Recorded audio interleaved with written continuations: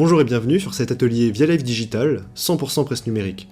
C'est la première fois que nous préenregistrons un atelier de cette forme, donc j'espère pouvoir répondre à toutes vos interrogations et présenter de manière la plus concise possible. Si jamais vous avez la moindre question, n'hésitez pas à venir me voir sur notre stand virtuel. Dans un premier temps, je vais vous présenter Via Life, société parent de la marque Viapresse, qui à travers viapresse.com, ses boutiques en marque blanche et de nombreuses applications, est le leader de la vente de presse sur internet depuis plus de 20 ans. Avec plus de 900 titres papier et numérique et plus de 300 000 abonnements vendus chaque année. Fort de son expérience dans le numérique au travers de viapresse.com et de ses applications, on a décidé de sortir la marque Via Life Digital pour aider les éditeurs à relever le défi du digital. Notre mission, c'est d'accompagner les éditeurs dans la gestion et la diffusion de leur contenu numérique. Notre vision, c'est de proposer la presse sur tous les supports numériques en valorisant l'expérience client. Donc les supports actuellement connus, comme le web et le mobile, mais également des supports innovants et pousser plus loin dans l'avenir la manière dont on peut consommer la presse numériquement. On se positionne pour construire et mettre à disposition des éditeurs des outils et des solutions performantes, indispensables et à moindre coût pour leur permettre cette gestion de l'ensemble de leur contenu et leur diffusion facile et ludique pour les utilisateurs. Le premier de ces outils Via Life Digital est PressAdmin, qui est un outil de gestion sur mesure et qui plus globalement regroupe l'ensemble de la chaîne de traitement des magazines. Donc elle passe par la première étape, le dépôt de vos magazines et de vos articles sur nos serveurs, leur traitement grâce à PressEngine, qui permet la conversion et la transformation de vos publications dans nos services pour les optimiser, pour récupérer les couvertures et les adapter à nos API et à nos liseuses. Leur intégration, donc l'accès aux titres via des API sur le web et sur le mobile, et enfin leur diffusion dans nos liseuses, encore une fois sur le web, sur iOS et sur Android. PressAdmin est accompagné d'une interface complète pour gérer vos titres, qui vous permet de gérer les plannings de parution, les derniers numéros en cours, les métadonnées, ou encore le statut de l'archivage de vos magazines et de leur traitement. Pour accéder à vos titres, une fois qu'ils ont été déposés, archivés et traités, nous avons mis en place une API que nous appelons PressAPI, qui vous permet dans un premier temps déjà de récupérer le catalogue, donc les métadonnées pour vos titres, leur description, les métadonnées pour une parution particulière, son numéro, sa date de parution, son sommaire, et puis plus globalement pour récupérer des ensembles de magazines, soit via des boutiques, soit via des paramètres, comme pour récupérer des archives, pour récupérer une année particulière, pour les trier par numéro, pour les trier par date, etc. PressAPI permet également la gestion des droits d'accès. Alors, vous avez des utilisateurs sur vos bases de données, qui sont connectés ou non, qui sont abonnés ou non. Nous, tout ce qu'on a besoin, c'est une référence de cet utilisateur pour lui créer une bibliothèque numérique chez nous. Pas besoin d'email, vous pouvez, mais pas besoin d'email, pas besoin d'informations comme les noms, les prénoms, les adresses, simplement une référence que vous êtes capable de matcher entre chez vous et chez nous. Une fois cette bibliothèque numérique créée, nous vous donnons la possibilité, la flexibilité et la responsabilité de gérer les droits d'accès à vos magazines. C'est-à-dire que pour un utilisateur ou pour un groupe d'utilisateurs, vous pouvez lui donner l'accès à un magazine dans sa bibliothèque numérique ou à un ensemble de magazines. De la même manière, vous pouvez les supprimer de leur bibliothèque. Cela vous donne la responsabilité de matcher entre vos abonnements et les accès que vous ouvrez ou que vous fermez dans les bibliothèques numériques chez nous. Ça permet de ne pas dupliquer les références abonnements entre vous, nous, les types de formules, et ça vous donne la flexibilité de, par exemple, pour un événement comme la semaine de la presse à l'école, d'ouvrir des droits d'accès à tous les utilisateurs que vous le souhaitez, même en public, même sans compte, à des types de contenus via des bibliothèques numériques que vous gérez. PressAPI est également responsable des redirections sur le web de la liseuse, via des URL, via des paramètres, en fonction du catalogue et des droits d'accès préalablement mentionnés. Je reviendrai plus tard sur les fonctionnalités de la liseuse, mais c'est PressAPI, c'est via PressAPI que vous pouvez donc ouvrir sur le web la liseuse et y passer les paramètres d'options accessibles dans la liseuse pour l'ouvrir. Je parle de PressAPI sur le web, mais étant donné que c'est une API de par sa nature, vous pouvez l'utiliser sur tout type de support et de plateforme. Mais pour garantir une qualité d'utilisation et une sécurité pour vos utilisateurs, pour gérer les cas un petit peu spéciaux, comme le manque de connexion et le mode en arrière-plan et le mode hors ligne, etc., nous avons développé un framework en technologie native sur iOS et sur Android, que nous avons appelé PressKit. Vous commencez à remarquer le nommage marketing de nos outils. qui du coup est un framework plug and play, c'est une brique noire que vous insérez dans votre projet mobile, et qui englobe l'ensemble des appels API, la sécurisation des utilisateurs, et qui embarque la liseuse sur laquelle je reviendrai après. Donc, une fois que vous avez rentré vos tokens d'authentification, les origines dans les headers, etc., pour préciser à PressKit qui vous êtes, quel est l'éditeur qui utilise dans son application PressKit, le reste des appels à l'API, de la gestion utilisateur, est-ce qu'il est connecté, pas connecté, est-ce que son token est toujours valide, tous ces aspects de sécurité, le chiffrement de la base de données contenant l'utilisateur, les utilisateurs, et l'ouverture de la liseuse, l'ensemble des appels au catalogue, le chiffrement des dossiers où les PDF sont stockés pour la liseuse, etc. Tout ça est géré, est embarqué, est optimisé pour l'absence de connexion, pour le mode en arrière-plan, pour tous les systèmes, le changement d'orientation, la qualité de la couverture, l'économie de la batterie. Donc voilà. Ce PressKit est disponible donc via les systèmes de dépendance d'usage sur chaque OS, donc sur iOS via Cocoa Pods ou le nouveau Swift Package Manager, et sur Android via le classique Maven. Pour accompagner PressAPI, nous vous fournissons une documentation complète et agréable à l'œil, qui vous permet de retrouver l'ensemble des appels possibles pour l'API. Au travers de la documentation, vous pouvez notamment retrouver les conditions d'accès à l'API d'utilisation, donc via des origines, des tokens, des clés API, des headers pour préciser vos boutiques, le titre que vous souhaitez utiliser, filtrer, l'ensemble des titres, etc. C'est également l'endroit où vous retrouvez les descriptifs pour la gestion de compte, l'inscription d'un utilisateur, de plusieurs utilisateurs, l'ajout d'un titre ou de plusieurs titres pour un ou plusieurs utilisateurs, et toutes ces spécificités-là, l'accès au catalogue, l'ensemble des filtres disponibles pour retrouver les parutions et les diffuser sur un site ou sur une plateforme, l'accès à la bibliothèque, et la recherche, et l'ensemble globalement de la récupération des métadonnées pour vos parutions. C'est également sur ce site, digital.vialive.fr, que vous pouvez retrouver le changelog, donc les dernières modifications et les dernières mises à jour qui sont faites à l'API, qui sont apportées à la liseuse et qui sont apportées à PressKit. Au cours de cet atelier, j'ai parlé de nombreuses fois d'une liseuse, dans PressAPI, dans la documentation ou encore dans PressKit. Cette liseuse est appelée PressViewer. C'est l'outil Vialive Digital le plus proche de vos utilisateurs, puisque c'est lui qui affiche les magazines et les articles. PressViewer embarque une suite de fonctionnalités plus ou moins classiques, comme par exemple la recherche de texte, qui vous permet au sein d'un magazine, rechercher l'ensemble des mots-clés que vous souhaitez, et puis des fonctionnalités un petit peu moins classiques, comme par exemple le mode sombre, qui peut sembler un petit peu gadget de premier abord, mais qui est extrêmement utile pour l'accessibilité, mais également du mode article, qui est donc la transformation d'un article PDF avec toutes ses images et sa mise en page en texte brut, correctement affiché avec parfois une image d'accompagnement, mais qui permet d'avoir une lecture épurée et surtout plus facile sur les petits écrans. Ce mode article nous donne accès à des fonctionnalités un petit peu moins classiques de PressViewer, comme par exemple le text-to-speech, qui permet automatiquement de transformer le texte d'un article en voix pour être lu. À la fois utile dans l'accessibilité et offrant de nombreuses possibilités innovantes sur lesquelles je reviendrai après, le text-to-speech est commun à tous les appareils, iOS, Android, Mac ou PC. Il utilise la voix d'accessibilité naturelle présente dans tous ces systèmes d'opération pour diffuser automatiquement la lecture de l'article. PressViewer, accessible via une URL fournie par PressAPI, donc qui vit dans son propre onglet, qui peut être utilisé grâce à des click-to-action, et qui peut être mis en plein écran par exemple, est également intégrable, embarquable au sein de vos sites grâce à une iframe, donc ce petit conteneur qui vous permet, à côté d'un article ou d'une page d'illustration web démontrant votre puissance numérique, d'embarquer directement la liseuse du magazine PDF ou article pour tourner les pages et pour voir en embarquer le PDF. PressViewer offre également ce qu'on appelle le mode extrait.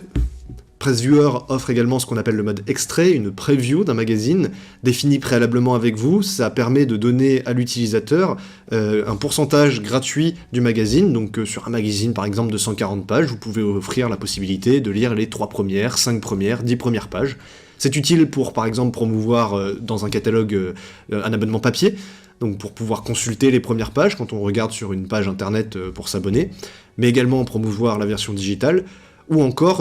tout simplement rapatrier un utilisateur mal connecté qui a eu un problème technique, qui a effacé son cache, ou un problème technique de votre côté, où vous stockez mal un token, toujours donner à l'utilisateur cet accès à la liseuse et cet accès à son magazine, au moins sur les premières pages. Sur le web, la liseuse a été développée en HTML5. Elle est performante, stable, ergonomique et surtout responsive, donc quelle que soit la taille de l'écran, elle est adaptée, elle gère également le touch, donc si on ouvre la liseuse web sur un mobile, même en dehors de PressKit ou d'un framework, juste directement avec une URL, vous pouvez tourner les pages, zoomer, dézoomer, activer le mode article, l'ensemble des fonctionnalités est présente.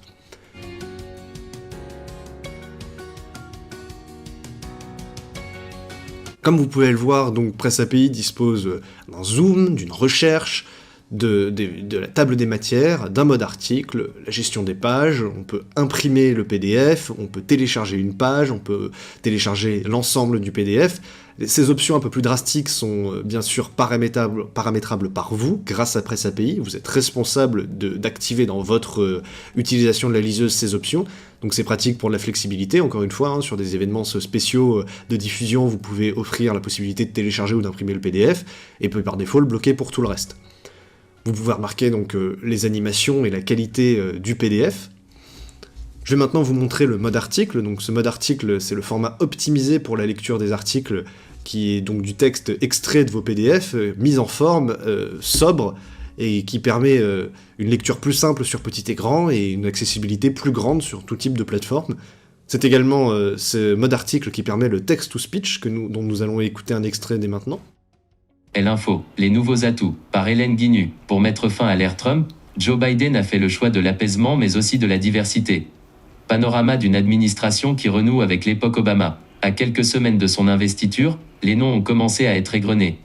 À chaque nomination, les louanges pleuvaient sur les réseaux sociaux. Expérience, qualification, diversité. Le triptyque tranche avec l'ère Trump, marqué par un turnover historique.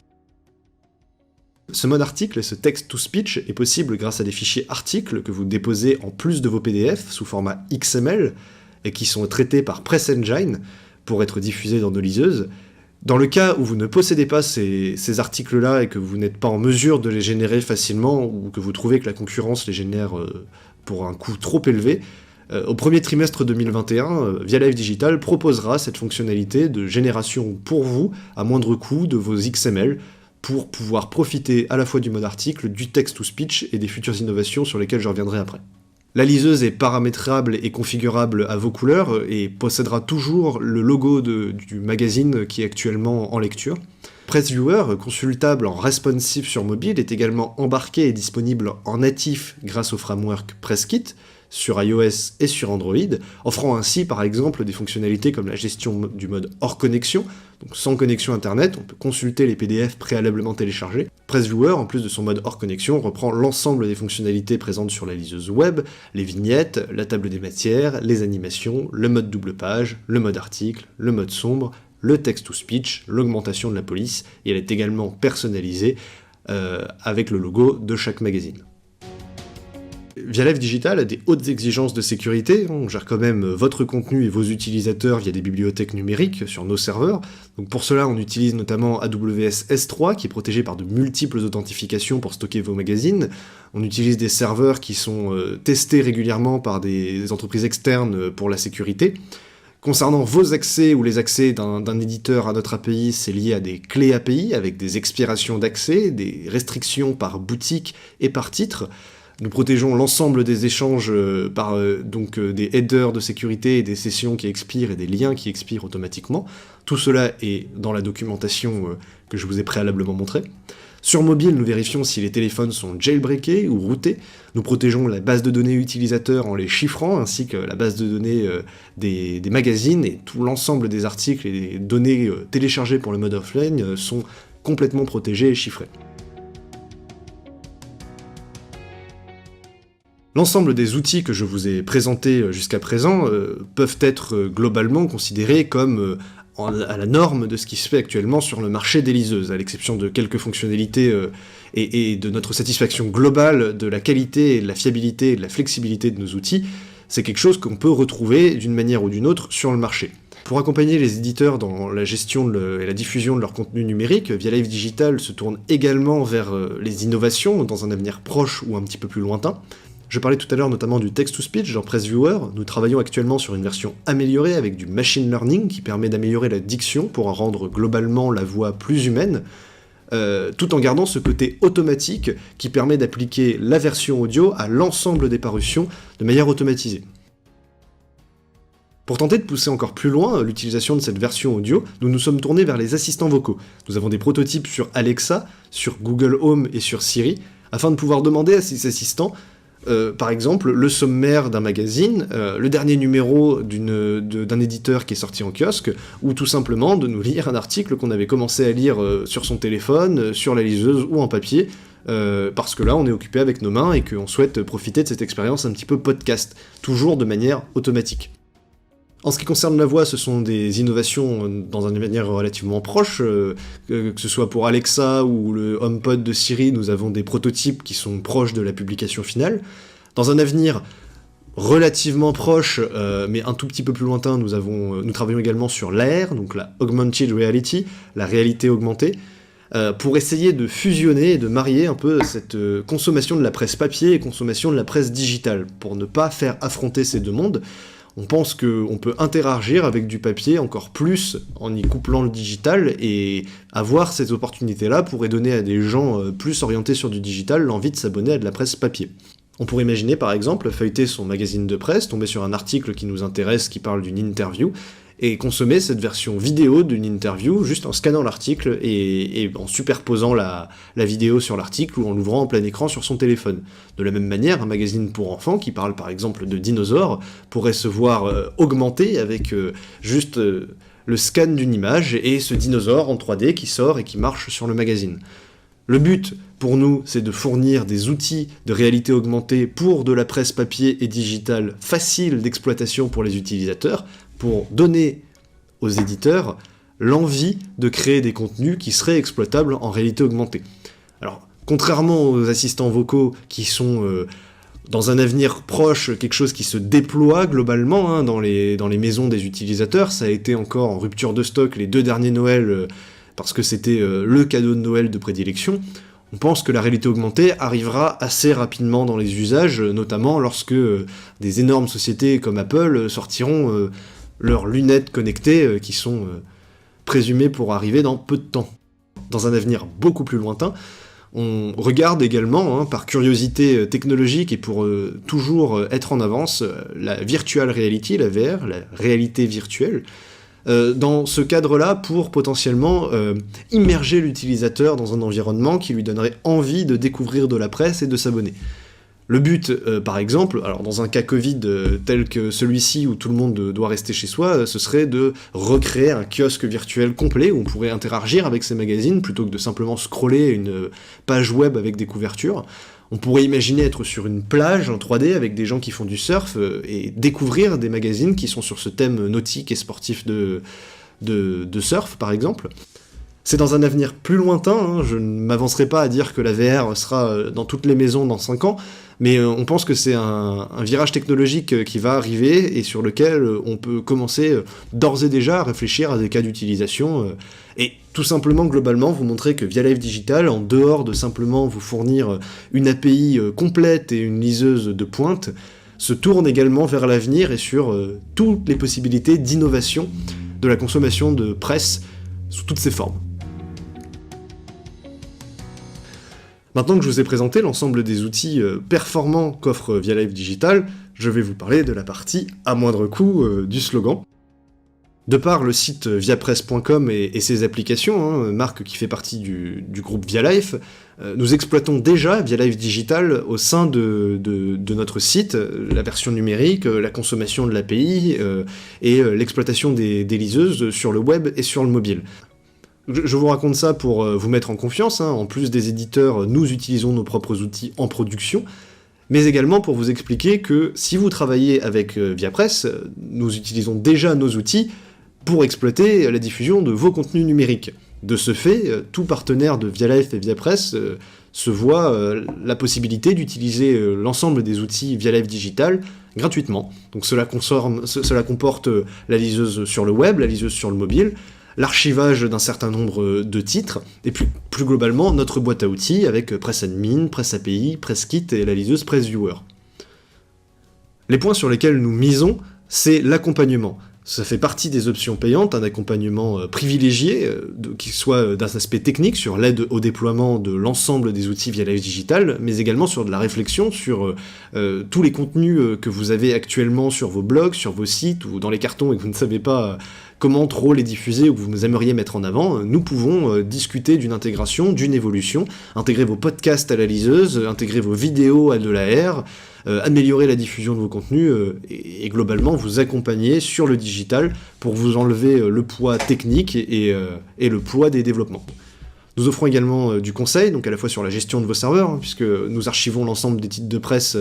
en numérique en France, donc on a une certaine expérience sur la gestion des serveurs, on a des API performants, donc de la même manière nous avons une expérience sur les API techniques, mais également sur les applications, si vous en possédez, sur l'ASO, sur les reviews, sur la manière dont il faut faire des screenshots, sur les achats in-app, et pourquoi vous devriez avoir une application si vous n'en possédez pas, qu'est-ce que ça peut vous apporter par exemple.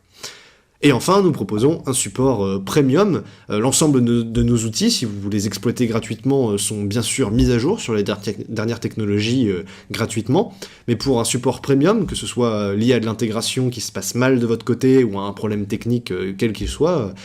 vous avez un numéro de téléphone dédié, une adresse mail dédiée et un contact prioritaire avec nos équipes chez nous pour vous accompagner au maximum sur tout problème immédiatement. Et enfin, je parlais de conseils dans les applications mobiles, nous proposons également au sein de ViaLife Digital de la prestation d'applications mobiles clés en main. Alors là, je ne parle pas d'un template d'application, natif ou cross-platform, je parle bien d'applications uniques à votre marque, ce n'est pas juste un changement de logo, on discute de vos besoins fonctionnels, des innovations qu'on peut y intégrer, on vous la design, on vous la développe, on vous accompagne jusqu'à sa publication, où on en gère la gestion sur les App Store et sur le Google Play Store pour vous. Le but, c'est de vous proposer de pénétrer le marché du mobile si vous ne l'avez pas encore fait, ou d'améliorer des applications qui peuvent être